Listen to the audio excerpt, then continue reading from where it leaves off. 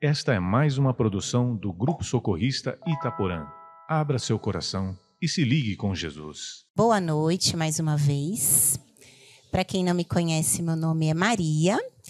Vamos hoje falar um pouquinho sobre este tema, que é um tema bem desafiador para um palestrante, né? Coerência entre falar e viver. Olha a responsabilidade. Quando eu vi o tema, falei, nossa, essa semana eu vou precisar viver, porque senão quem será eu para falar? E esse tema ele é inspirado em uma lição do livro A Busca do Melhor.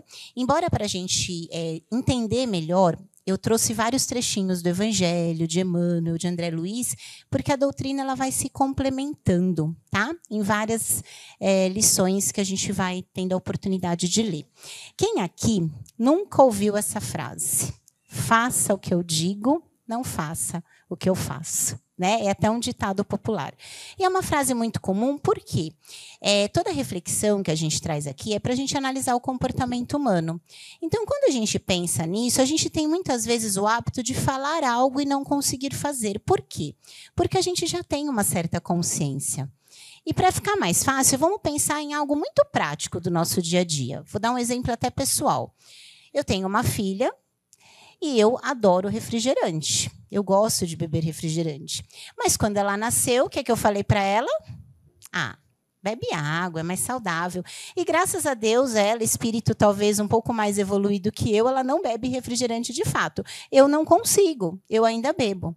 E por que, então, que eu falo uma coisa, mas eu faço outra? Aí vem um grande dilema da nossa perspectiva humana.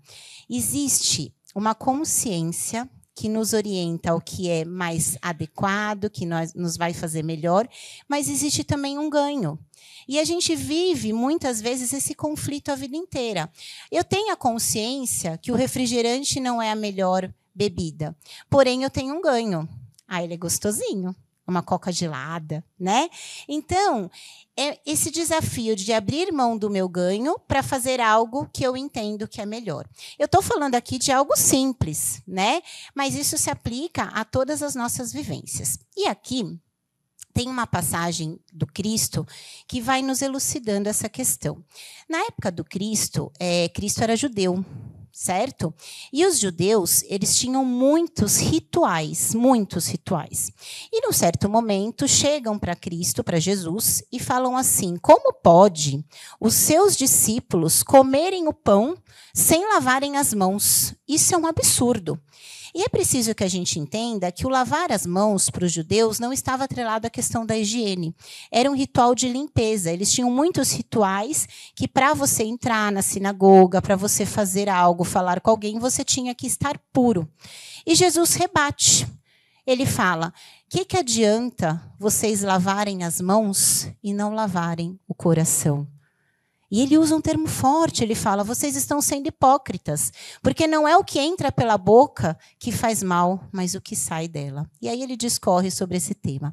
E para a gente pensar, tem uma lição no Evangelho segundo o Espiritismo, lá no capítulo 8, onde ele vai refletir sobre essa passagem. Ele vai dizer o seguinte para a gente, que era mais fácil para os judeus naquela época realizar a lavagem das mãos do que a limpeza do coração. Então, para não ter que fazer a reforma moral, que era o ensinamento que já vinha lá da lei de Moisés, eles ficavam presos a essa questão dos rituais. E o que acontece? Dessa forma, os homens iludiam a si mesmos, acreditando estar quites com Deus. Olha como é complexo, olha como Jesus foi quebrando esses paradigmas ao longo do tempo.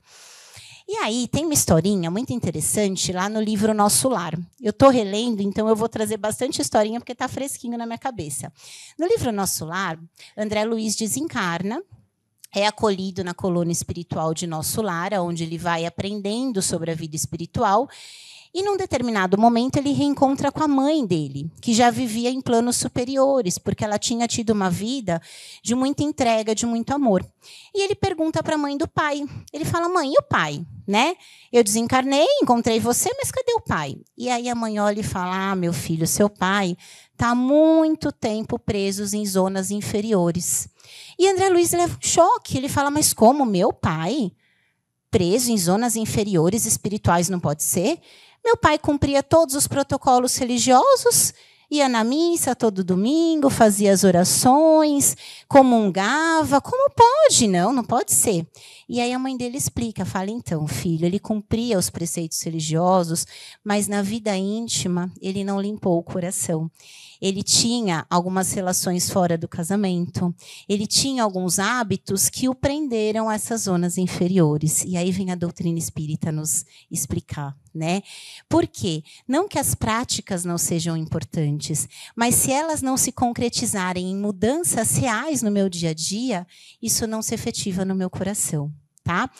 E aí vem uma coisa muito interessante. A gente foi adquirindo ao longo das nossas vivências religiosas, e quando eu falo vivências religiosas, é para a gente entender que, na lei da reencarnação, que acredito que todos aqui já acreditam como uma verdade, nós já tivemos muitas religiões, já vivenciamos muitas escolas religiosas. Nós fomos adquirindo um vício pela santificação. A gente quer se tornar santo logo, porque é atraente. Eu quero já alcançar esse reino de Deus e quero conquistar assim. Só que isso foi nos afastando de todo o esforço para conquistar isso dentro da gente. E aí, mais uma vez, lá no Evangelho segundo o Espiritismo, eles vão falar para a gente assim. Assim também aconteceu com a doutrina do Cristo. Ou seja, o que aconteceu lá com os judeus, que Jesus, naquele momento, refutou, voltou a acontecer com a doutrina cristã. Por quê? Esse esquecimento fez muitos cristãos acreditarem, a exemplo do que haviam feito os antigos judeus, ser mais fácil a salvação pelas práticas exteriores do que pelas práticas morais. E sabe por quê, gente? Eu vou falar isso com muito amor e carinho por mim, por nós, por todos. Porque é difícil olhar para a gente.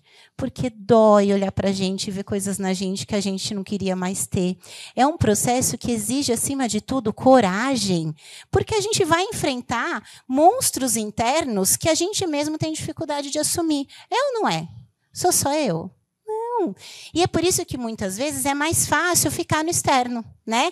Fingir ser algo que eu não sou, ficar presos a rituais. Não precisa ir longe, não precisa ir para outras escolas. Eu vou no centro toda semana, eu tomo passe, eu faço tratamento. Mas se eu venho aqui e tomo passe, mas não mudo o meu padrão de pensamento, não perdoo, não procuro a compreensão, o passe ele vai ser paliativo. Porque eu não estou trabalhando na fonte, entende? É isso que Jesus quer nos mostrar. E aí, está funcionando o microfone? Tá? Então tá bom. Tem uma questão que é bem importante da gente olhar.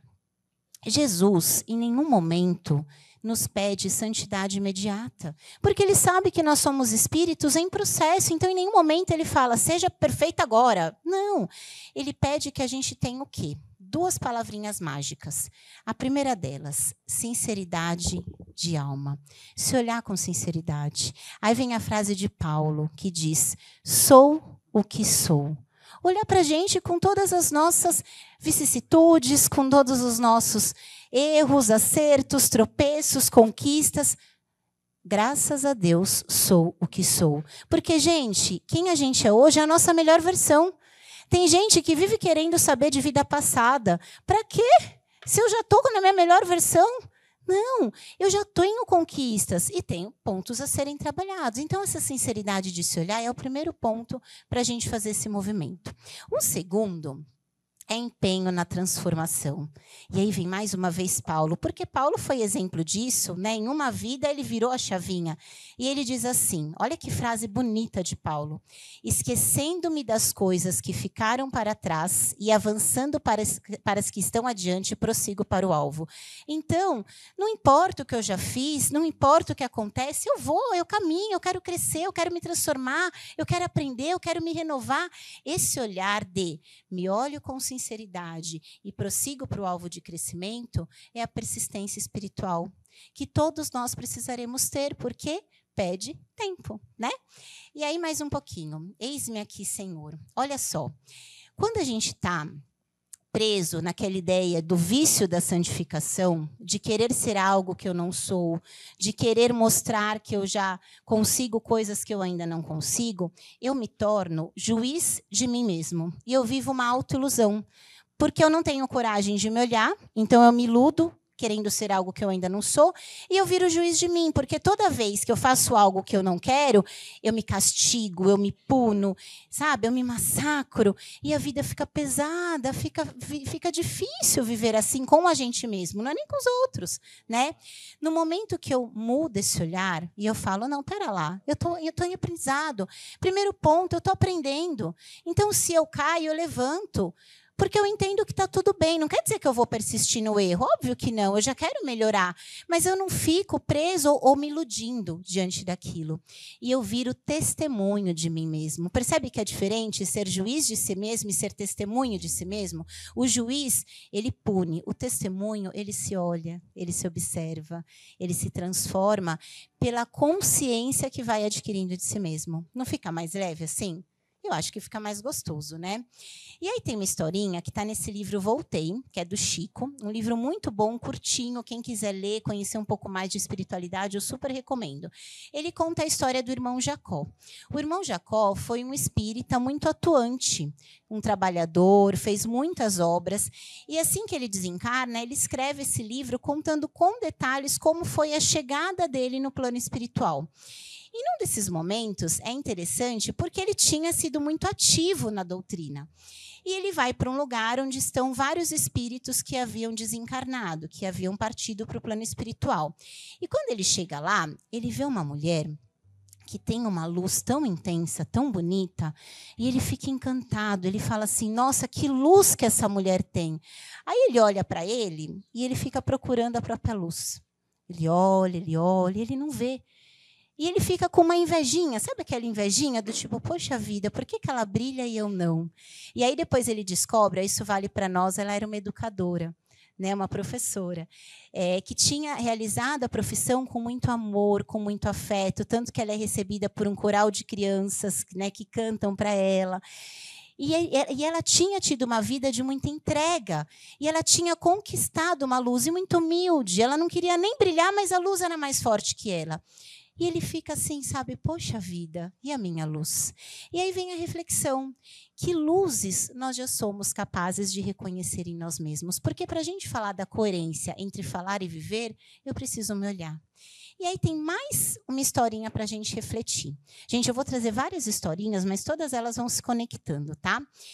Essa história é uma parábola, e é uma parábola que eu assumo que eu demorei tempos para entender. Não é uma parábola muito conhecida, ela chama a parábola das 10 virgens. E antes da gente conhecer ela, a gente precisa entender o contexto. Jesus trazia parábolas dentro do contexto da época.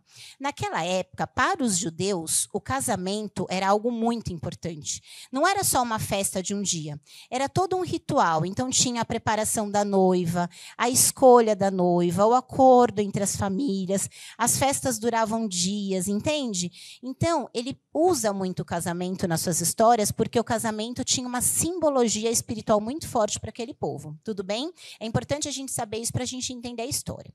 Então, Jesus começa essa parábola dizendo assim, o reino dos céus é como a história de 10 virgens que foram para um lugar à espera do noivo. 5 delas eram tolas e 5 delas eram prudentes. Ele usa essas palavras.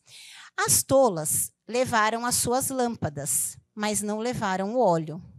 Já as prudentes levaram as suas lâmpadas, mas se lembraram de levar o óleo, porque o óleo que fazia a lâmpada aquecer e dar a luz. E aí elas chegaram naquele lugar, na espera do noivo, e as 10 virgens adormeceram. Amanheceu, chegou a hora de receber o noivo, o que aconteceu? As lâmpadas das tolas não acendeu. E elas não tinham óleo. Já as lâmpadas das prudentes, como elas tinham óleo, elas colocaram mais óleo e a lâmpada acendeu. E aí, o que as tolas fizeram? Me empresta um pouquinho do seu óleo, eu esqueci de trazer. E as prudentes falam, não posso. Eu não posso, porque eu não sei nem se o óleo vai dar para mim, como é que eu vou dar para você? E aí, naquele momento, o noivo aparece, as que têm a lâmpada acesa entram para o reino dos céus e as tolas ficam para fora. Forte a história, né? Mas vamos entender, porque tem lições profundas. O que será esse óleo, né? O óleo que ele fala para a gente são os recursos internos que nós desenvolvemos dentro de nós para lidar com os desafios da vida. Entende? Dá para transferir esse recurso interno para alguém? Não tem como. Quem aqui já passou por um momento de desafio, de dor, sabe que você não consegue tirar a dor do outro, de um filho, da esposa, de um marido. Quem passa por alguém que está com depressão ou que está num momento difícil, não dá para você arrancar o seu coração com os seus recursos internos e dar para aquela pessoa, porque o recurso interno é construção própria, é construção individual. É o óleo que cada uma delas levou para si. Estão fazendo a referência? Então, a grande reflexão que a gente vai ter agora nessa parábola é a seguinte: a caminhada espiritual, gente, ela é individual. Ela é individual. Ela é compartilhada no apoio que nós damos uns aos outros, né? A gente vai, vamos lá, vamos junto, olha, estou conseguindo, estou lendo isso. Mas cada um conquista dentro de si os próprios recursos. Não tem como a gente fazer pelo outro, né? Quando a gente pensa em recursos internos, gente, são os valores que nós trabalhamos em nós, que nos possibilitam lidar com os desafios naturais do crescimento do espírito, né? Então, quem aqui já passou por experiências que são próprias da matéria? Você perdeu o emprego, você se despedir de uma pessoa que você ama, né, pela partida para o plano espiritual, você sofrer um processo de doença física. É fácil? Não, mas cada um tem os seus recursos internos e a gente vê pessoas que passam fortalecidas e pessoas que desabam, às vezes até por situações menores, entre aspas, né? Por quê? É o óleo da lâmpada de cada um, né? E aí, como que a gente faz, então, né? Para aquecer esse óleo, para estar com esse óleo para a gente? Aí vem o convite do Cristo, que se reaviva na doutrina, porque a doutrina espírita, gente, acima de tudo, ela é um convite à nossa transformação moral. Ela é o evangelho redivivo, justamente para a gente sair daquele caminho que nós somos de admiração do Cristo, e viver uma prática externa para não, pera lá, eu vou viver os valores que o Cristo vive, eu vou aplicar no meu dia a dia. E essa prática de valores espirituais é que faz eu construir as virtudes. É prática, gente, não tem segredo. É igual academia, é igual um aprendizado de um conhecimento, né? Ninguém faz uma faculdade em um dia, né? Ninguém se torna engenheiro do dia para a noite. Não exige prática, estudo, noites acordado, tudo é assim. Virtudes também. Se eu quero trabalhar o amor, eu vou trabalhando o amor dia a dia. Se eu quero trabalhar a compreensão, eu vou me esforçando para compreender dia a dia. Tem dia que eu consigo, tem dia que eu não consigo, mas é prática. É isso que alimenta os meus recursos para, no momento que eu preciso, eu consigo. E aí tem a história do nosso irmão Jacó. Ele tinha ficado tristinho lá atrás, né? Porque ele viu a luz daquela moça, daquela senhora, e ele viu que ele não tinha luz própria. Mas ele decidiu continuar. Porque no plano espiritual, gente, essa história de descanso em paz é em outras religiões, né? Aqui no espiritismo, eu brinco que é a religião de continue trabalhando, continue aprendendo, não tem essa. Ele continua lá, trabalhando por si, estudando. Passa-se um tempo. Num determinado dia, ele em espírito está passando pela crosta, pela terra, tá, gente? E aí ele está andando lá, indo para um lugar, e aparecem 16 espíritos, assim, né, meio perturbados, vestidos com roupas de antigos padres, que vêm xingando ele. Por quê? Porque o irmão Jacó, na sua experiência na matéria, ele tinha trabalhado muito como doutrinador, né, em trabalhos mediúnicos. E esses espíritos não gostavam da maneira como ele fazia, e vão atacando ele, vão ofendendo e tudo mais. Naquele momento, ele tem a escolha. Será que eu trouxe meu óleo? E agora? Será que eu estou com meu óleo aqui? Num primeiro momento, ele tem um impulso de debater, mas aí ele lembra de todas as lições, de todos os ensinamentos, das palavras de Jesus. E ele lembra daquela passagem que Jesus falava assim: perdoa os seus inimigos, ora por aqueles que o perseguem. E aí ele decide fazer o quê? Praticar os valores. Naquele momento, ele fecha o olho e ele pensa: esses espíritos são meus irmãos. Não são espíritos do mal, são meus irmãos, que precisam também da mesma luz que eu preciso. Então, Pai, ajuda esses espíritos, ampara-os, recolhe-os. E ele faz uma prece de tanta verdade no coração dele, de olho fechado, e de repente, quando ele abre o olho, estão os espíritos olhando para ele assustados. E aí ele vê uma luz intensa saindo do peito dele. E aí ele olha, né? Ele fala, bom, alguém veio me ajudar, algum mentor. Só que ele percebe que a luz era dele mesmo. Ele tinha conseguido, pelo seu exercício de valores, despertar a sua própria luz. E aí vem o mentor depois e fala para ele essa frase tão bonita. Não te admires da claridade que te rodeia. Ela pertence a ti mesmo. Nasce das tuas energias internas, orientadas agora para a bondade suprema. A concentração de amor verdadeiro produz bendita claridade na alma. Olha que lindo. Todos nós conseguimos, todos nós podemos, todos nós somos capazes, porque somos filhos de Deus, centelha divina. É que a gente se esquece. A gente se esquece de fazer esse movimento, né? E aí vem uma reflexão bem bacana para a gente. Como é que a gente evolui? Vocês acham que a gente evolui numa linha reta? Uma escada assim? Será? Tem uma reflexão do Leon Denis, que está no livro O Grande Enigma. E eu acho que ela é tão esclarecedora, porque ele vai falar para a gente o seguinte. Nossas vidas sucessivas, nossa ascensão espiritual, ela acontece numa espiral infinita de existências, não tem outro fim. Todo ser já existiu, renasce e sobe, assim numa espiral, cujas órbitas vão aumentando cada vez mais. Então, a nossa evolução, ela é num formato de espiral. Ela não é numa linha reta. A gente vai passando várias vezes pelos mesmos aprendizados. Só que cada vez que a gente passa, esse diâmetro aumenta e a gente vai adquirindo uma nova forma de ver a vida. Isso quer dizer o quê? Aquilo que eu conquistei, eu ainda vou conquistar mais. E aquilo que eu acho que eu não conquistei, eu já conquistei um pouquinho. Faz sentido?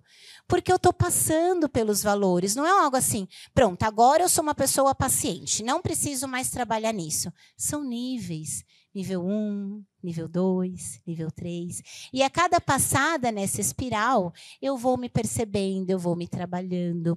E qual que é o convite da vida, gente? Refinar esses sentimentos. Então, quando eu estou passando por uma situação que me pede um novo olhar, eu estou refinando. Porque, às vezes, quem nunca aqui se achava uma pessoa com uma certa virtude e, de repente, num acontecimento, falou, opa, acho que eu não sou tão assim. Por quê? É a vida te convidando a uma volta maior na espiral. E aí você vai aprofundando os seus sentimentos, os seus valores, a sua capacidade de lidar com os desafios. Faz sentido para vocês? Porque isso tira aquela ideia de subida. Porque a subida parece que eu nunca estou subindo, ou que eu estou muito embaixo. A espiral não, eu estou indo. Às vezes eu estou um pouquinho no diâmetro menor, às vezes eu estou no diâmetro maior, mas eu estou cada vez mais aprendendo. E aí tem uma outra historinha do André Luiz. O André Luiz, depois de um tempo, quando ele chega lá em Nosso Lar, ele tem muita curiosidade de saber da família dele. Ele era casado, ele tinha 3 filhos, e ele pergunta o tempo todo, como é que está minha esposa? Como é que estão meus filhos? E os mentores não falam nada, falam, calma, André Luiz, estuda, trabalha, cuida do teu óleo, da tua lâmpada, que na hora certa você vai saber.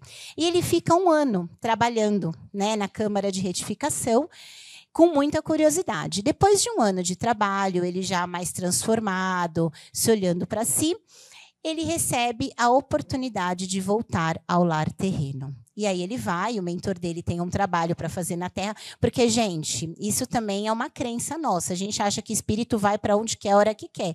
Não é assim. Tá? Em espiritualidade existe organização, existe frequência. Então, os espíritos ficam nos locais das suas frequências. Então, para eles virem para a Terra, também precisa ter um acompanhamento, né? E quando ele vem, ele mora no Rio de Janeiro, morava no Rio de Janeiro, ele vai para a casa dele, todo feliz. Eu vou rever minha esposa, meus filhos. E ele está mudado, ele está transformado, ele deu uma girada na espiral dele. Só que chegando lá, ele descobre que a esposa dele casou de novo. E que o segundo marido dela está adoentado. Naquele momento, ele é chamado a uma volta maior na espiral. Porque ele achava que ele já estava sendo capaz de amar, de perdoar, de compreender. Mas naquela hora ele fala, não acredito, né? Porque a gente pensa no viúvo ou na viúva que ficou, né? Mas tem o viúvo e viúva que foi. E naquele momento, ele tem uma queda. Ele fala, não acredito, ele fica nervoso, ele fica bravo. Mas aí ele se lembra do óleo. Ele já tinha o recurso espiritual para lidar com aquela situação. Olha que interessante, por que os mentores não deixaram ele vir antes? Ver a família? porque ele não ia ter o óleo.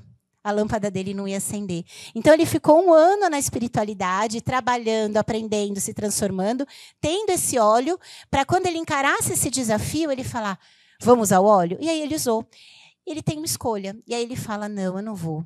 Eu entendo agora que nós somos irmãos e que direito eu tenho de exigir da minha esposa que ficou, que ela ficasse sozinha com 3 filhos para criar. Esse novo marido dela é um irmão que eu devo acolher também no meu coração. E aí ele pede ajuda para ajudar o esposo. Ele faz uma oração, vem uma trabalhadora, enfim. E aí ele se transforma. Ele deu uma nova volta na espiral. Entendem como é o movimento? Isso também não acontece com a nossa vida? Nos nossos aprendizados, todo o tempo nós estamos sendo chamados a novas voltas no espiral do conhecimento. E chega um momento que a gente precisa ter recurso. Então é assim, gente, quando a nossa vida está no movimento legal, que a gente não está com grandes desafios, é a hora de fazer recurso, é a hora de trabalhar no óleo, é ler, é estudar, é aprender. Por quê? Porque vão vir os desafios. Porque a gente está na Terra para aprender. E aí, na hora que vem, né, uma decepção amorosa, uma demissão do emprego, a partida de alguém que a gente ama muito, a gente tem o recurso para lidar. Entende como é importante? É nisso que a doutrina nos ajuda. O entendimento da reencarnação, da vida que continua. Eu vou contar uma história até muito pessoal. Recentemente, eu dei uma girada na minha espiral, tive essa oportunidade.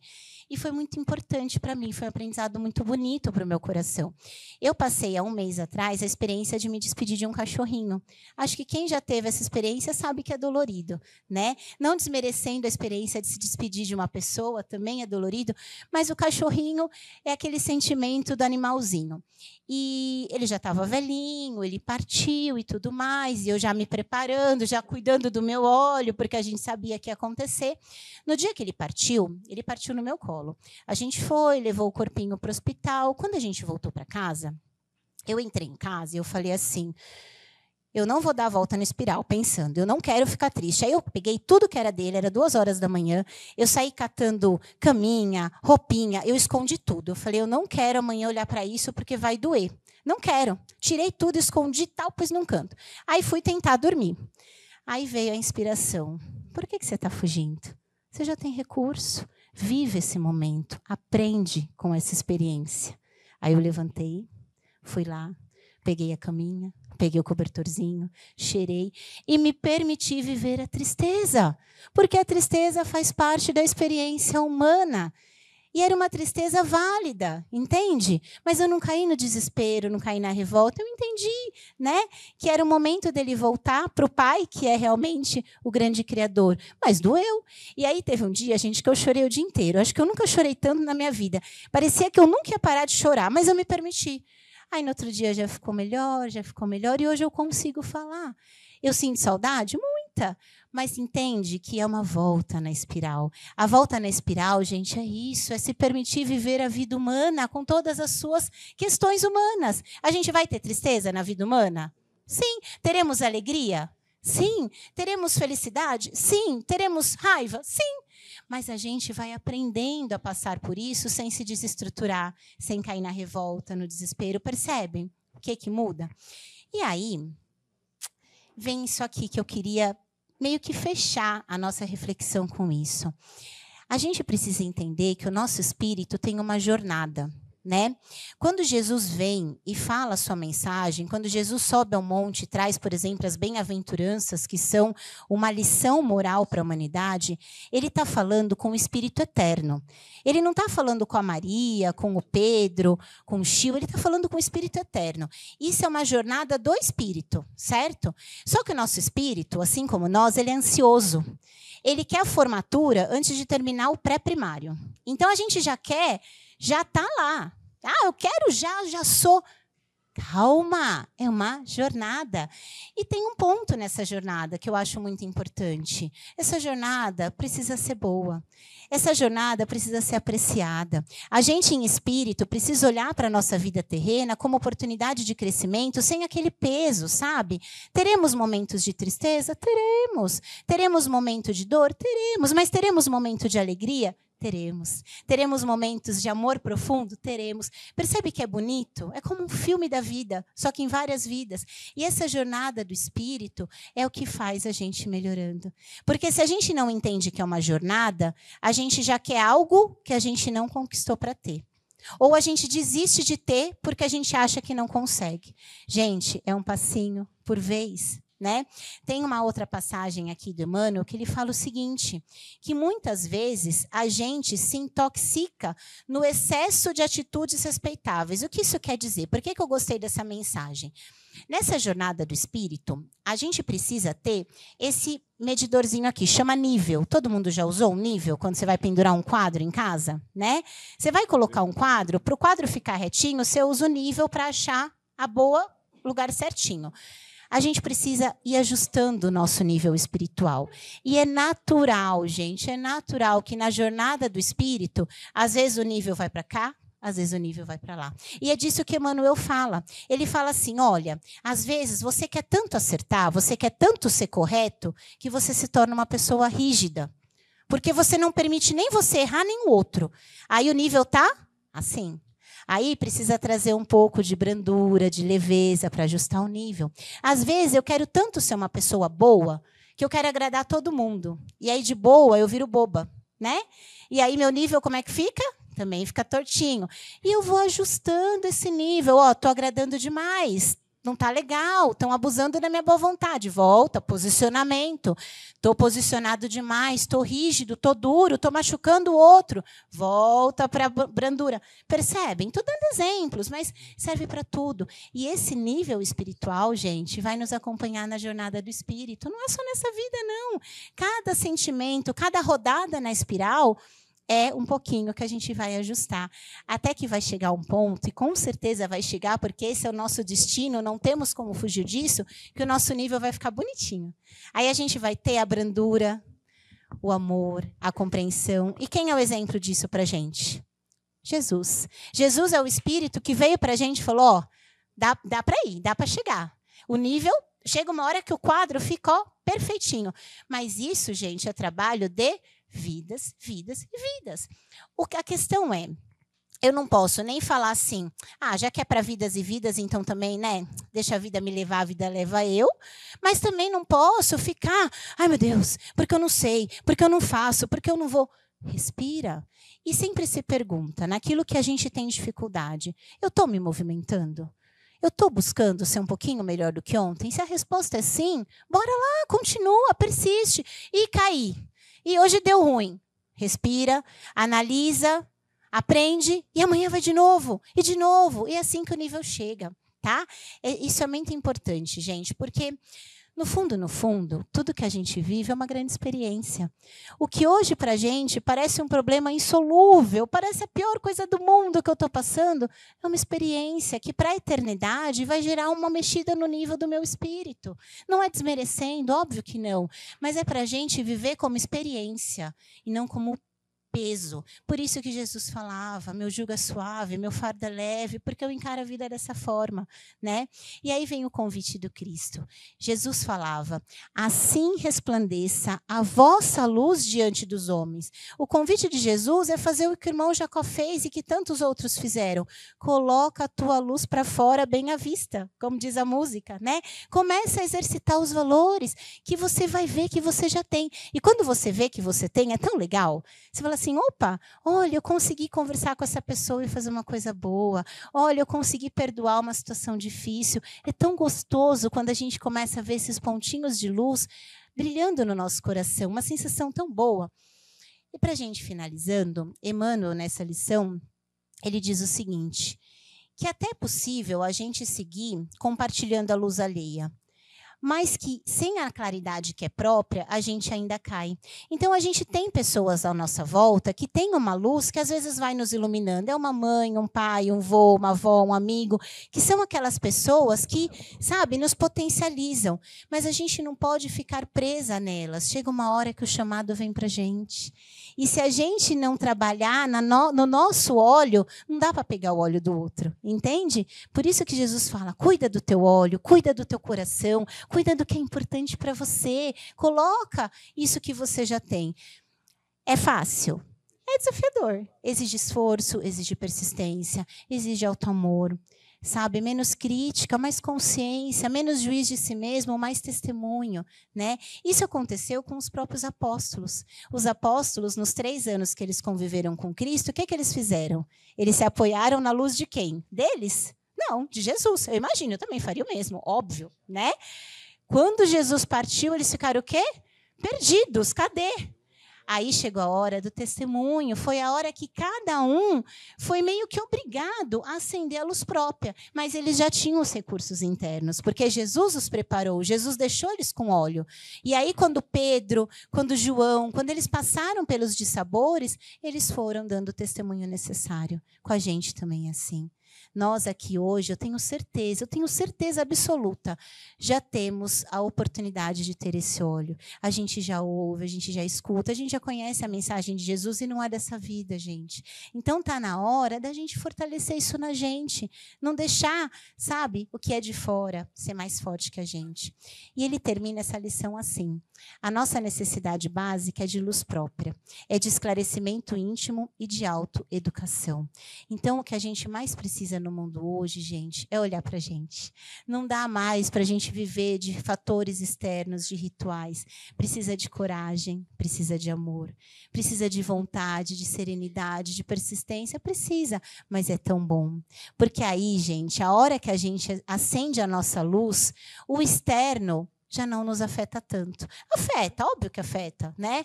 Mas a gente não se desestrutura por completo, a gente não entra em desespero, a gente vive, né, os momentos que a vida humana nos permite viver.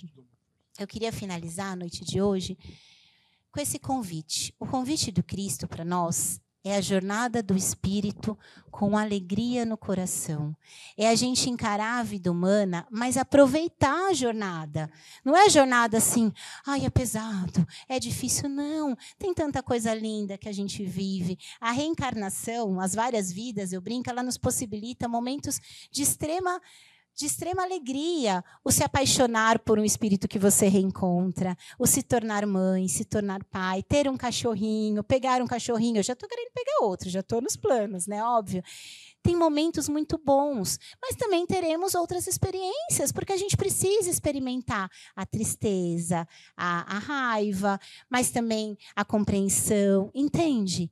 Que a gente possa, gente, esse é o convite que me veio muito para mim e para nós, que a gente possa encarar essa jornada com alegria, que a gente aproveite, que a gente não fique só, sabe, querendo chegar no alvo, mas que a gente aproveite este momento que a gente tem aqui na Terra juntos, certo? Então é isso.